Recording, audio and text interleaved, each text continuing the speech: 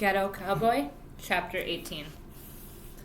Harp asks me if I ever had a Philly cheesesteak. I don't know much, but I know steak, and it ain't made of cheese. But I seen a place in Detroit called Philly's Cheesesteak, so I guess it's not a joke. He takes me to this place around the corner, and we stand in line in front of this little shack. He talks to the guy and then turns around with two gigantic sandwiches. Gotta have the complete Philly experience. We sitting on the curb, and even though the sandwich got a weird name, I dig in. And it's so good. Where I'm from, we got coney dogs and deep dish pizza, but I ain't had nothing like this. Both of us is chowing down when a cop car pulls up in front of us. The window rolls down, and this black cop with a shaved head stares at us through his mirrored glasses. "That your horse?" he asks, looking at Lightning, who's tied up to a sign. Harper don't even look over it, acts all innocent. "That isn't my horse, officer," he says. Cops seem to know he lying, and I'm thinking maybe you can't ride a horse on the streets. "Heard you did a little racing down at the Speedway this morning." Harp looks up and gives him a major chewed. "Yeah, and what's it to you, pig?" I think now is a good time as any to start running, but Harper grabs my sleeve and holds on. The cop shakes his head. "You have any idea how fast you were going in that race? Because I got a good mind to give you a speeding violation."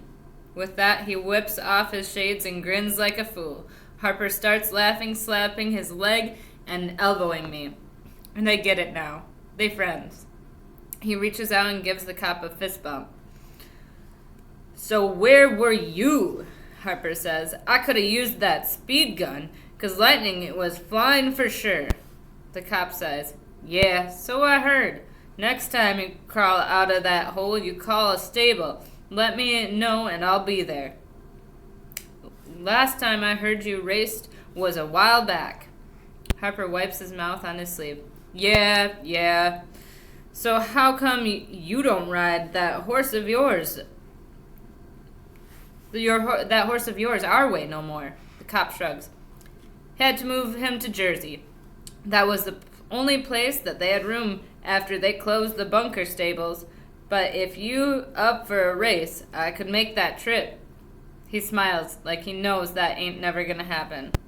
His radio goes off and he responds, "Gotta go, Harp. North Philly can't last 2 minutes without something bad going down. Duty calls."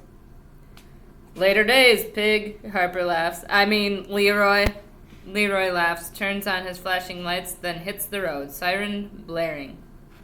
Harper watches him go and says, "Good guy, that Leroy. We used to ride a lot back in the day." I ask how he knows a cop, and he says riding brings together all kinds of folks. Electricians, trashmen, bus drivers, teachers, mailmen, even cops. "So what is your job? What do you do?" I ask him. He looks at his feet. "Survives," he says, all grim. "Survive."